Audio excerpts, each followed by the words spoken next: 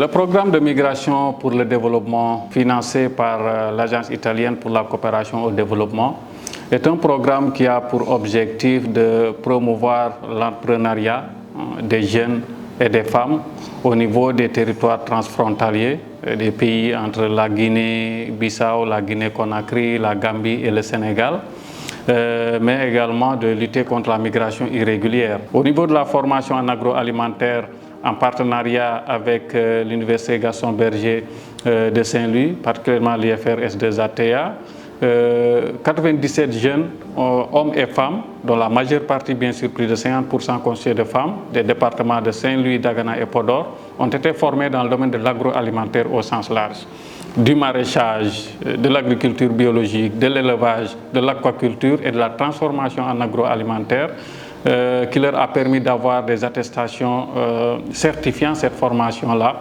Je fais partie de la cohorte de la dite formation organisée par l'OIM.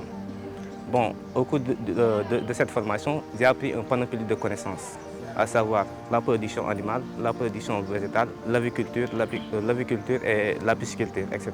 Et grâce à la formation, on a acquis par exemple la manière de pitcher, la manière d'exposer nos projets, la manière d'exposer nos ambitions qui nous ont permis aujourd'hui d'aller à la foire de l'emploi vert et de gagner le premier prix de cette foire-là. Et ce qui nous a permis de développer aujourd'hui notre entreprise qui s'appelle Plantis, qui est basée ici à Saint-Louis et qui permet par exemple de faire des pépinières sous alvéole et de les commercialiser sous commande. Si je prends mon exemple, l'agriculture est ma passion. Je faisais beaucoup de choses dans l'agriculture. Mais avec cette formation, on a eu à renforcer beaucoup de choses sur nos capacités. Par exemple, comme tout ce qui est maraîchage, on a eu à apprendre cela grâce à la formation de l'OIM. Et aussi du côté de l'élevage, surtout sur la transformation des produits halieutiques et locaux. On a eu à faire des formations sur la transformation telle qu'on ne savait pas. L'agriculture est un pilier de développement. Et toutes les grandes nations, ils ont connu leur révolution à travers l'agriculture. Et pourquoi pas le Sénégal? Lui aussi, il a de la terre, il y a de l'eau, il y a du soleil. Et il y a cet espace qu'on peut cultiver.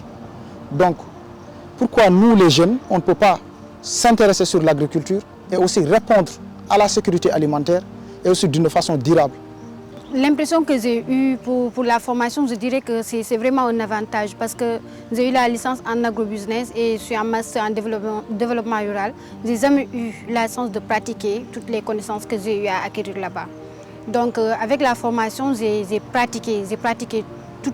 J'ai fait l'aquaculture, j'ai fait la culture végétale, j'ai fait beaucoup de choses, j'ai même fait la transformation, ce que je n'ai jamais eu la chance de faire avant. L'OIM nous a mis en relation avec une entreprise située à Rosso Beccio qui s'appelle Al Maktoum MDP, qui évolue dans le domaine agricole, qui fait de la riziculture et du maraîchage aussi.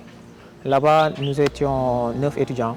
Nous avons pu faire de la riziculture et de la culture d'oignons. Nous avons fait 1 hectare d'oignons là-bas et 4 hectares de riz. Avec cette expérience, nous avons appris beaucoup de choses, surtout dans le domaine de la riziculture que nous n'avons pas pu exploiter ici. Ce que je voulais que l'OIM peut-être fait pour nous, c'est le suivi après la formation. Parce que moi, j'ai eu à écrire des projets, mais franchement, je n'ai pas eu la chance d'avoir le financement ou bien d'être accompagné pour réaliser ces projets écrits. Je dirais que c'est un déclic avec l'AICS, avec leur collaboration. Ils nous ont permis par exemple de développer le potentiel qui est en nous, de croire en nous, mais aussi de croire en un esprit entrepreneurial de jeunes. Après avoir bénéficié de cette formation, j'ai compris que dans la réalité, il y a des choses qu'on peut faire et ça, c'est notre réalité. C'est pourquoi on ne cesse jamais de remercier d'abord l'OIM qui nous a donné l'opportunité de bénéficier à cette formation et aussi remercier l'UGB et l'ensemble de ces personnels et ces formateurs qui nous ont permis et nous ont donné l'occasion de nous assister et de nous former à ces domaines-là.